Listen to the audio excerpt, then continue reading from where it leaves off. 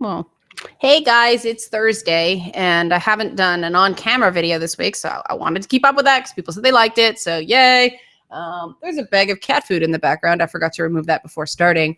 But you guys may have seen this week, there's Momo clouds all through the air, but I have been watching the Republican convention, and this is normally a segment I would do on a Tata's Tuesday.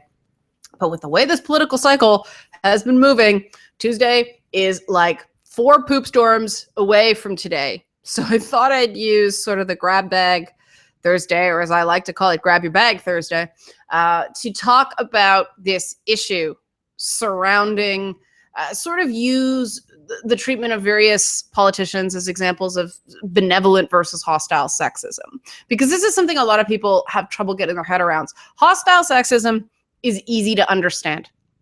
Benevolent sexism is a more difficult concept. And it's more difficult because it seems like on its face, it should be a good thing. But in the long run, it actually denies opportunities because lowering the bar means you lower the bar of your expectations for that person.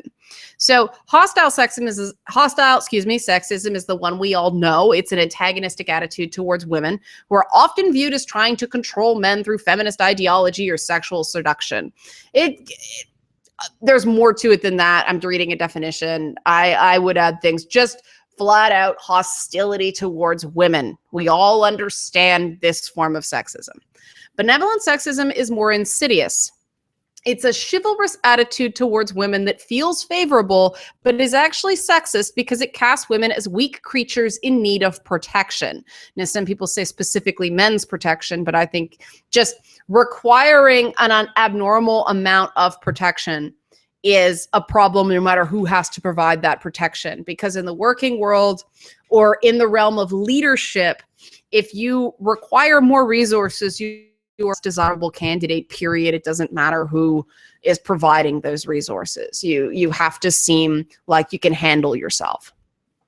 And this has come up with the response to Melania Trump's speech and the benevolent sexism type. The hostile sexism, we saw it with Sarah Palin. So I'm not making this a left versus right issue. Hillary Clinton got it when Bill Clinton was governor of Arkansas, as well as when he was president. The most sort of example of hostile sexism that Hillary Clinton received while Bill Clinton was governor is that she used the name we all know her by now, Hillary Rodham Clinton, but the failure to drop her maiden name when Bill was governor was seen as a negative that affected his re-election chances. I believe he lost.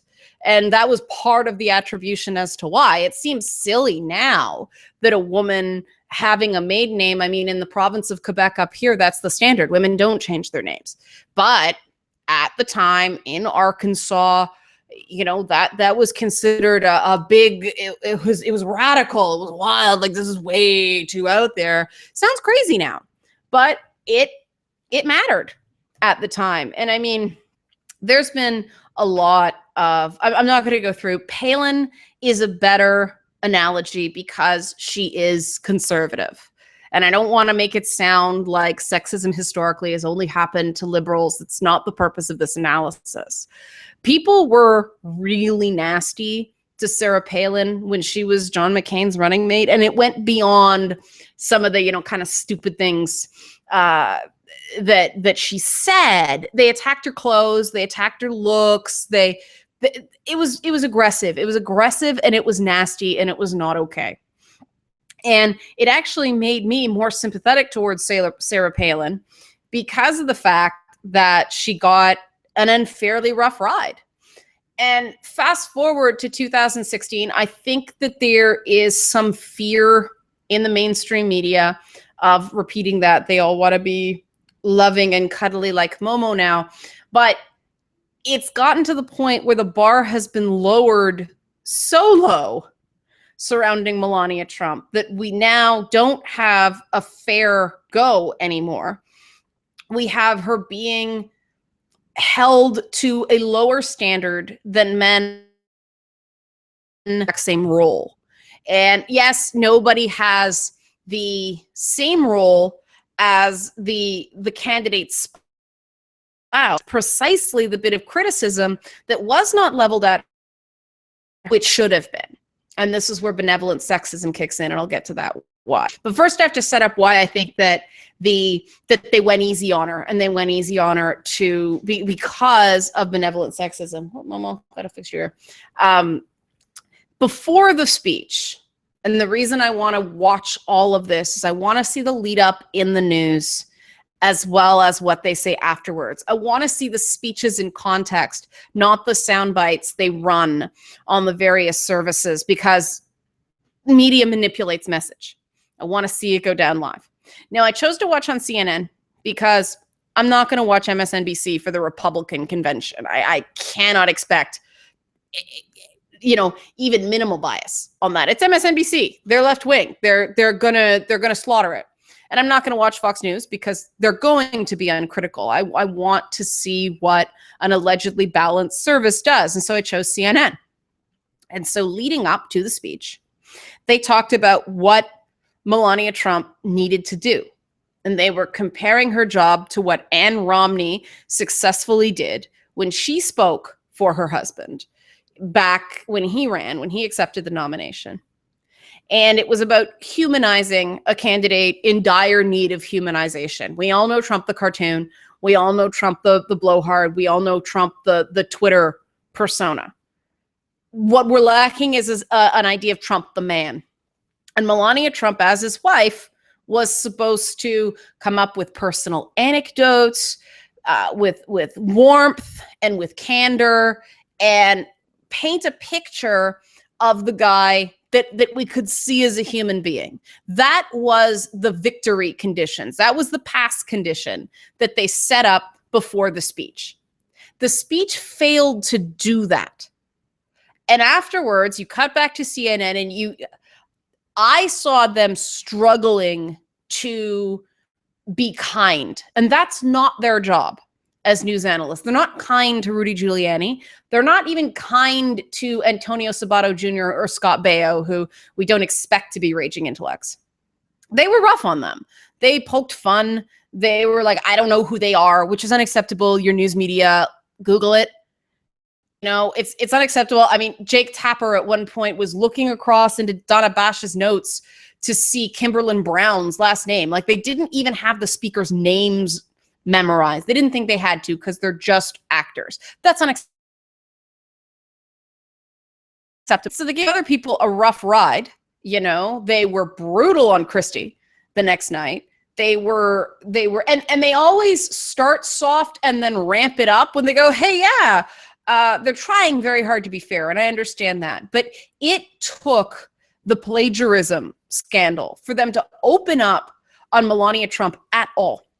The word they kept using was poised. She was poised in her delivery. I did not see poise. And yes, she's a model. There's an element of that, but gee, buzzword there, safe word to call a model. She was not poised. She was nervous as anything. She was overprepared and underprepared at the same time. Her eyes were glued to that teleprompter as if she was trying to melt it with Superman's heat vision. That's not poise. That's nerves. And it's fine. She's nervous. Say she's nervous. I didn't see poise there. And I went in there, just to be clear, I went in there wanting to like her. I want to root for her. I don't want to see a speaker fall on their face. I want this to be a battle of ideas. And so I want the Republicans to do really well. And then I want the Democrats to do really well, because we saw in the Canadian election where, Justin Trudeau was elected, you get the best result when everybody brings their A game. And that's what happened in our last election. Everybody did well. There were no real fatal errors. There were some things that were partial errors, but it was just the best candidate won. And, that's the way elections should run. It shouldn't be a gong show like we're seeing. But then the plagiarism thing happened. And so backing up, I noticed that after Melania Trump's speech, CNN did not go to Van Jones, who was on the panel, but they did not allow him to speak after that segment. And people were yelling at Van Jones online, but Van Jones and Ana Navarro are the two pundits I rely on CNN for the unvarnished truth. They will smack down their own party. Now, Van Jones is a Democrat, Ana Navarro is a Republican, but they will tell the truth. CE Cup is usually pretty good. She's flying the flag after Paul Ryan's speech. It was a little bit, okay, I get it, but you've lost your sort of your impartiality here. It's fine to have a political orientation. I'm glad there's left wingers and right wingers, and I like them both. But they deliberately did not go to Van Jones because what I've come to expect from Van Jones is he does not pull punches. He is not one of those people that errs on the side of caution and ends up engaging in benevolent sexism, benevolent racism. He'll criticize Obama, he'll criticize Clinton, and they're part of his party, right? He's shooting himself in the foot every time he does it politically, but that's the dude. Ana Navarro is the same way. She was the one that sort of called out the elephant in the room with Antonio Sabato Jr. She said that he's Italian, but I think he played a Latino once on TV. You know, he was the stand-in Latino. It was hilarious. It was great coverage. But with Melania Trump, this didn't happen. They didn't go to Van Jones. And I think that's deliberate because I'm pretty sure I saw Van Jones refer to it very quickly afterwards on Twitter as a cream puff speech. And he's being even kinder than I would be. It was a robotic speech. And before you yell at me because you're Republican and inclined to like her, hear me out. I'm not going to criticize all Republicans, just her, because I thought she did not come across well because her job was to bring warmth. I think it's a miscalculation to try to put a supermodel on stage and aim for warmth just because of the nature of the job. That's no slight against supermodels. Hey, I've done modeling. But there were no personal anecdotes. It was so impersonal that some of the words were Michelle Obama's. And even then,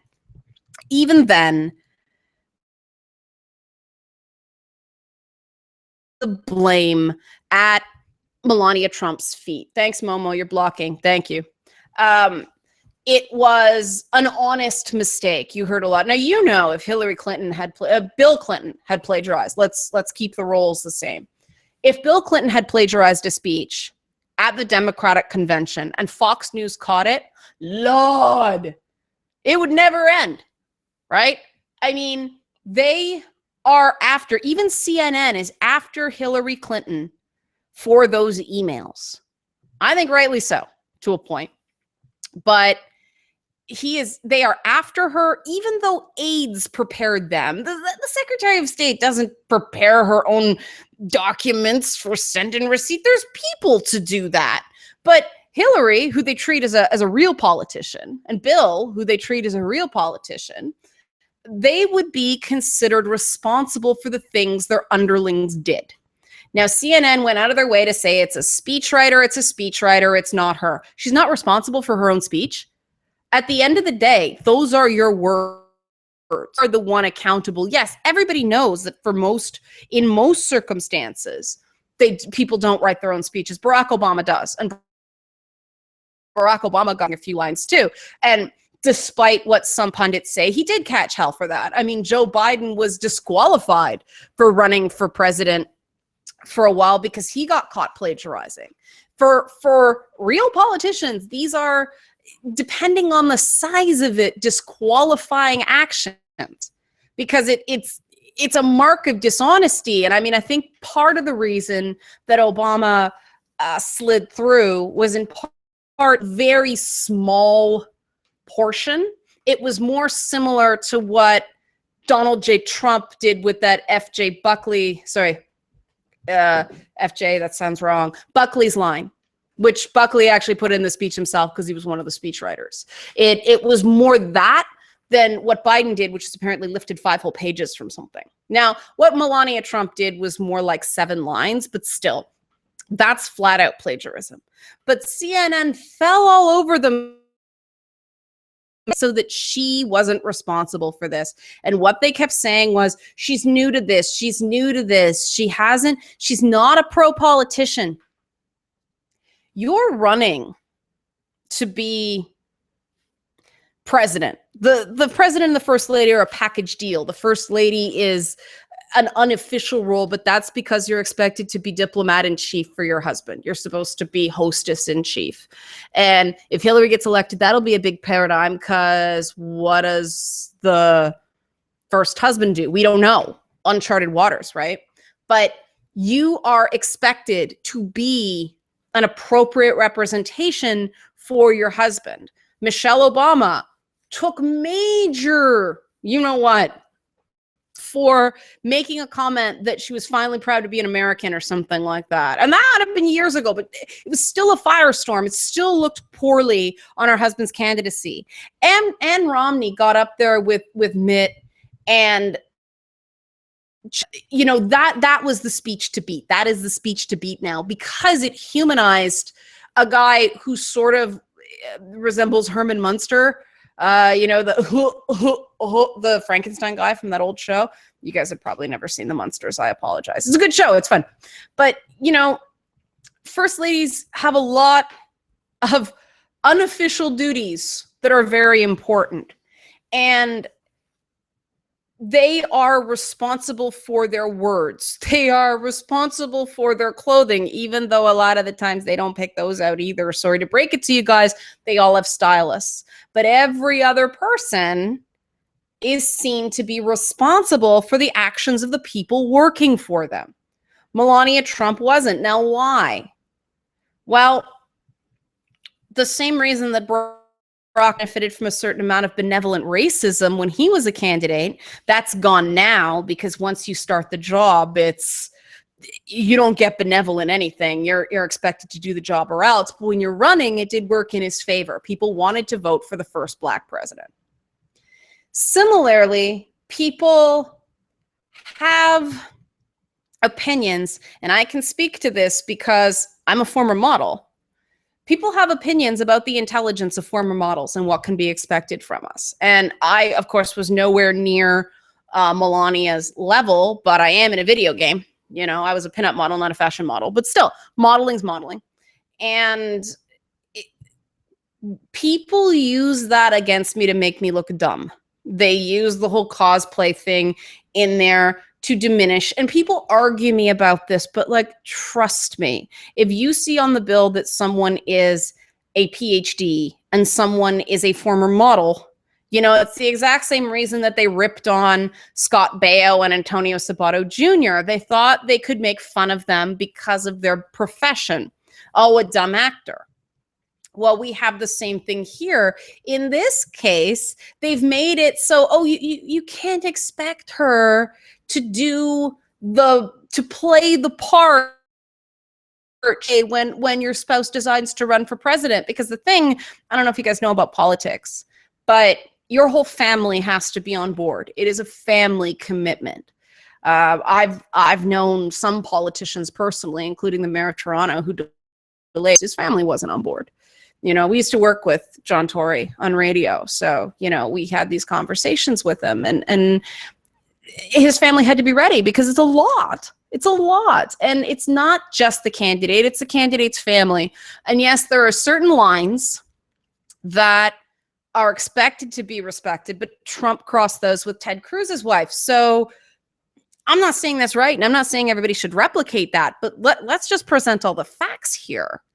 And I noticed that CNN, the anchors kept going on about her looks, trying to say something positive. And it was finally Don Lemon, one of the gay anchors, that finally started making fun of this one other guy, because all he could say is that she looked good. That was the only compliment he could give her. And good for him. You know, I like it when Don Lemon's feisty Don Lemon, not when he's, you know, reasonable Don Lemon. I like it when his personality is allowed to come out a little more. But, you know, that was a fair check, because it shouldn't matter what she looks like one way or the other. There should be polish, but looking like a supermodel should not be in the negative or positive column for a first lady. That should not be something anybody is judged on one way or the other. And giving her a pass because she's beautiful is benevolent sexism. And this is something I have to be very careful with people, because a developer friend years ago to me insisted that I get special privileges because of the way I look. And part of the reason I started dressing down is I don't want that. So, okay, if that, and there, it's one thing to say, use every tool at your disposal, but I recognize that if people are letting me in the door easier because of the way I look, then they also expect less from me once I'm in the door. And that's the part I don't want. I don't want to be denied opportunities. I don't want to be seen as here when everybody else is here automatically because of something that I can only partially control. Yes, I can show up there and not wear makeup and, you know, that hair, but, or I could just dye it bright screaming red. Yeah. But, and let the roots grow out. But to me, that's not a beauty thing. That's a respect thing. I don't want to do things with no makeup because that's disrespectful to you guys. I want you guys to feel like I prepared for an extent for these segments, and looking polished is part of that. I feel that's a respect paradigm, not a beauty paradigm. Like somebody like Joni Ernst, who nobody saw her speech because of when she was scheduled after Melania, but she was likable and personable, and I thought she had voice. I thought that the way people were chanting, lock her up, that Democrats and Republicans and independents alike found profoundly uncomfortable. You can't tell them to stop because they're a mob in the waiting. They turn on you, that's no good. That's your base. Those are the people that have to like you for you to proceed. But she wasn't going to pander to them either. So she just kind of smiled awkwardly, but appropriately awkwardly, went, yes, yes, nodded, waited for them to finish, and continued. And afterwards, in the speech she gave to the interview she gave to CNN, I thought she conducted herself very, very well. That is poise, not trying to heat vision a teleprompter. And unfortunately, when you let one person with an identifiable thing, in this case, they're a woman, get away with a lower bar, the woman who actually does the job doesn't get rewarded for that job. That's the other side of benevolent sexism, is when you're actually good at what you do, you don't get any credit for it. It's a huge problem in games journalism because women are hired because they look the part, not because they know the part. And the cutest girls are put on camera, not the most knowledgeable girls, and certainly not the most personable girls. And I say girls because, yeah, that's how they're referred to. And I'm not one of those people that gets bent out of shape about girl versus women. You should say women, but like I said, I say guys instead of men too. You know what I'm saying? But yeah, it's not merit. It's not merit. There is a huge part of it that there is not the same expectation that women know what they're talking about regarding games. And so the bar is lowered. So unfortunately, the minute you see a woman's name on the byline of a game, of a game article, that sets your expectations. Well, games journalism is not as important as the direction of our country. And yes, she is only first lady only. But the first lady is a role that is a model of soft power. It matters. I mean, Jackie Kennedy redefined the role of first lady into something that matters. Hillary Clinton took up the mantle and tried to be more active, failed in doing so, but, you know, credit for trying, credit for doing more. Michelle Obama used the first lady initiative, the first lady role, to do an initiative on child nutrition and child health and things like that. What is Melania Trump going to do with that role? What kind of first lady is she going to be? We don't know.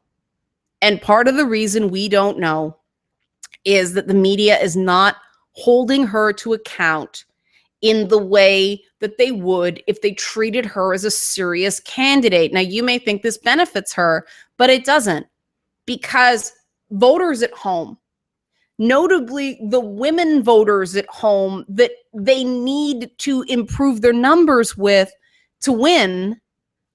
And, you know, I'm not endorsing a candidate here. Yeah, I'm Canadian, I can't vote. This is just analysis, okay? Samantha Bee is Canadian too. Hate to break it to you. but maybe she has U.S. citizenship by this point. Who knows? But that's the whole thing. It's like, yeah, the big American political correspondent is Canadian. We think that's funny. Not in a bad way, just good for her. But, you know, when you lower the bar, trust me, other women, not all other women, but a large portion of other women resent the fact that you're lowering the bar, because we don't want the bar lowered. We just want a fair chance. And if you're doing that to one woman, you're affecting the chances of all women. You're sort of setting the standard. And if they were to treat Melania Trump like a serious candidate, and the reality is they don't treat her seriously, and that's not fair to her, you know, but if they were being if they were holding her properly accountable, they would have made more of her over-reliance on the teleprompter. After they said she'd been working on the speech for 5 to 6 weeks, she should have known that thing inside out and backwards. She should have recited it from memory. That's how long you get for rehearsal for a whole play, to put that in perspective. And then this plagiarism thing, oh, it was an aide. Oh, it was a writer. Oh, it wasn't her fault. The buck stops at the person in front of the camera.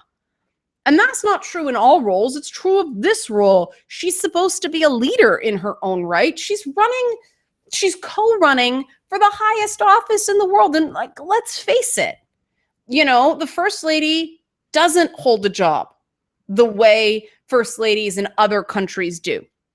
So, we have a very popular spouse of the prime minister right now, Sophie Gregor Trudeau.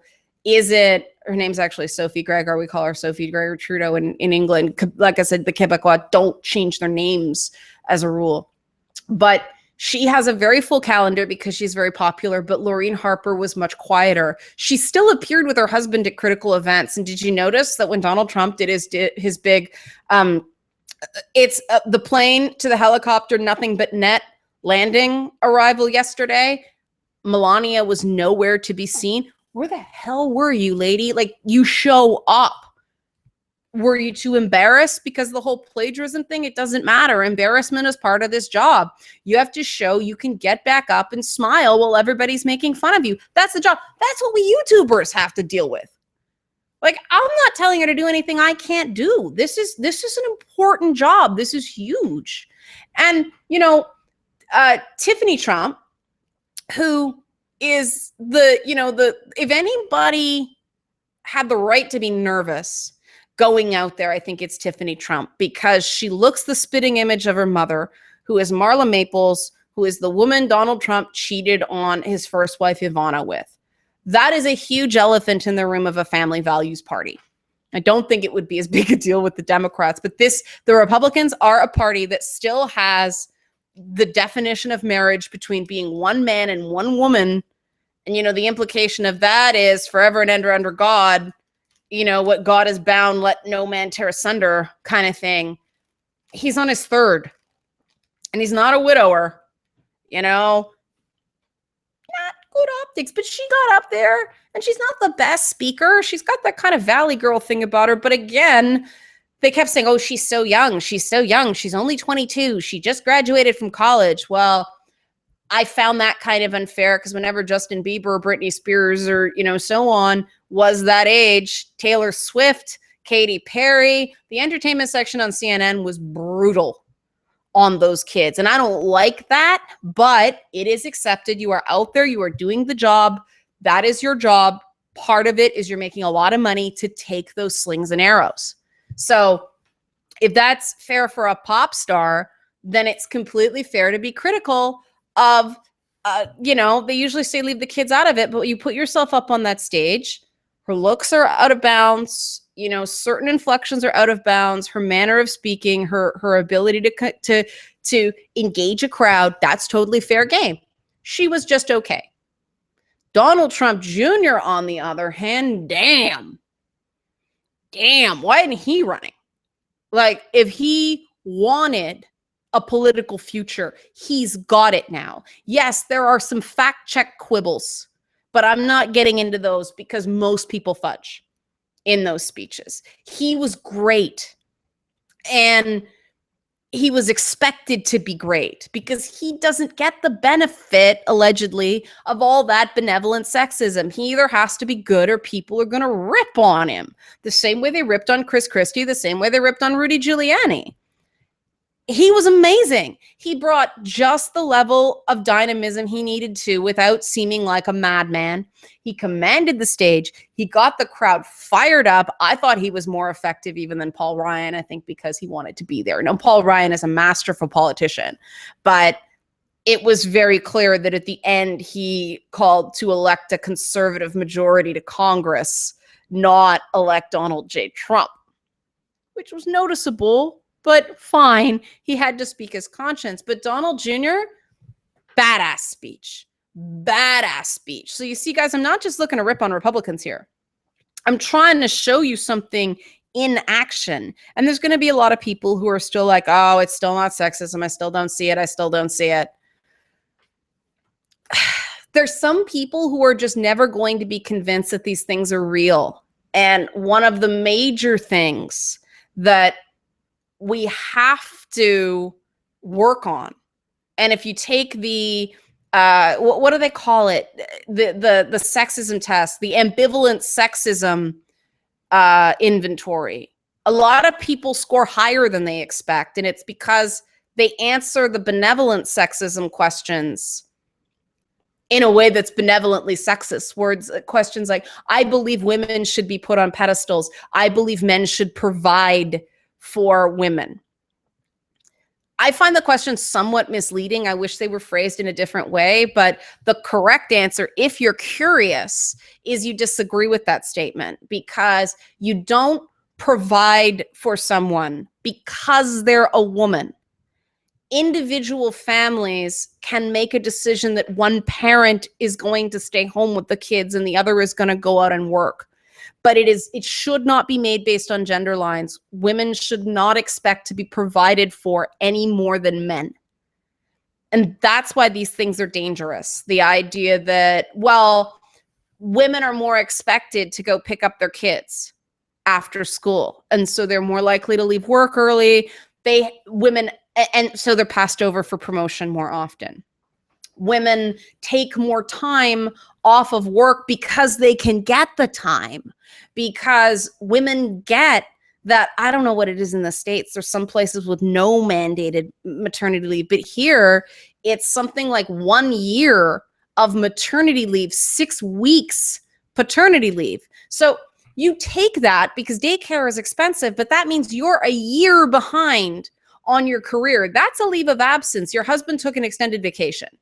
Okay. I shouldn't say husband because it might be two. Well, yeah, I guess two men, if they adopted a kid or had a kid via surrogate, they wouldn't get maternity leave.